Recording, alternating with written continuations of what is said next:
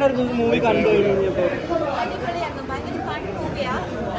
കാണുന്നതിന് പോലെ തന്നെ എല്ലാവരും ത്രൂ പറഞ്ഞറിയായിരുന്നു ഭയങ്കര അടിപൊളി മൂവിയാണെന്ന്. അപ്പം നിങ്ങൾ ഭയങ്കര എക്സൈറ്റഡ് ആയിരുന്നു കാണാൻ വേണ്ടിയിട്ട്. പിന്നെ എന്താ പറയുക, ഒരു ഡബിങ് ഫീലില്ല, ശരിക്കും മലയാളം ഒറിജിനലായിട്ട് നമുക്ക് ഫീൽ ചെയ്യുന്നുണ്ട്, ഒരു സെപ്പറേഷൻ ഫീൽ ചെയ്യുന്നില്ല.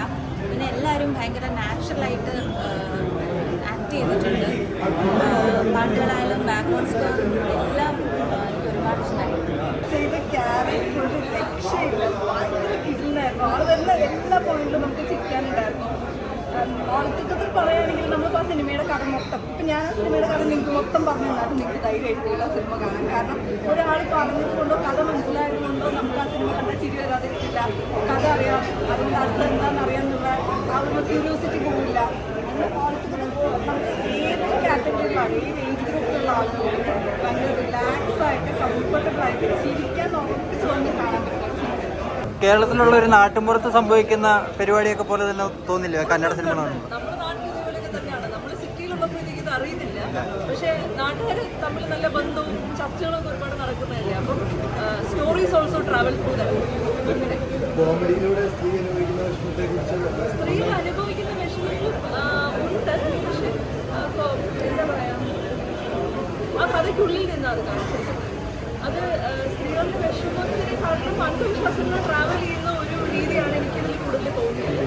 അതെ, സ്ത്രീകളുടെ വിഷമം അത് സോൾവ് ചെയ്യാൻ ശ്രമിക്കുന്നു, അത് കാരണം ഇത്തിരി നല്ലതുണ്ടാവുന്നു എന്ന് പറഞ്ഞു. ചെറിയൊരു പടമാണ്, പക്ഷേ അതിനകത്തുള്ളൊരു കണ്ടന്റ് എന്ന് പറയുന്നത് എന്താ പറയുക, ഒരു ജെമ്മ തന്നെയാണ്. അത് എന്തായാലും വരുന്ന ദിവസങ്ങളിൽ കേരളത്തിൽ വലിയൊരു ചർച്ച തന്നെയാവും ഈ മൂവി. അതിനുള്ളതുണ്ട്. ഒത്തിരി സന്തോഷം ഈ മൂവി കാണാൻ പറ്റും. ഇപ്പം തന്നെ ഞാൻ അതിൻ്റെ ഫസ്റ്റ് പാർട്ട് കൂടി കാണാനുള്ള ടിക്കറ്റ് ഇപ്പം തന്നെ എടുക്കുകയാണ്. അത്രയും നല്ല മൂവിയാണ്. എല്ലാവരും മൂവി കണ്ട് നമ്മുടെ കന്നഡയിൽ നിന്ന് മലയാളത്തിലേക്ക് ഡബ് ചെയ്തിട്ടുള്ള ഒരു മൂവിയാണ്. എല്ലാവരും വളരെ സപ്പോർട്ട് ചെയ്യാം. നമ്മൾ ആ മൂവിയിലെ ഒരു പാർട്ടായി, ആ ഗ്രാമത്തിലെ ഒരാളായിട്ടാണ് നമുക്ക് ഫീൽ ചെയ്യുന്നത്. അങ്ങനെയാണ് ഫീൽ ചെയ്യുന്നത്. പഴയ നമ്മുടെ പഞ്ചാബി ഹൗസൊക്കെ കണ്ട് തിരിച്ച് ആ ലെവലിലേക്ക് അതേപോലെ ഒരു ഫീലായിരുന്നു.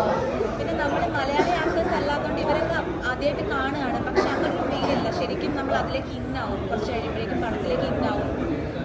പിന്നെ വേപ്പർ ഫിലിംസ് ആണ് ഇത് ഡിസ്ട്രിബ്യൂട്ട് ചെയ്യുന്നത്. അപ്പോൾ എനിക്ക് അതിൻ്റെ ഒരു ഭാഗമാവാൻ സാധിച്ചതിൽ ഒരുപാട് സന്തോഷമുണ്ട്. അവരുടെ കൂടെ വീണ്ടും അസോസിയേറ്റ് ചെയ്യാൻ സാധിച്ചതിലൊക്കെ thank you so much. Garuda ഗമനത്തിക്ക് ഏറ്റവും വലിയ റെസ്പോൺസ് കിട്ടിയിട്ടുള്ളത് എനിക്ക് കേരളത്തിലാണ്. സോ ഇതും ഒരു ഗുഡ് സിനിമ, ഒരു എൻ്റർടൈനറാണ്, ഒരു comedy entertainer. So please give us a chance. It is releasing on August 1st. Do watch it. Thank you so much. Thank you.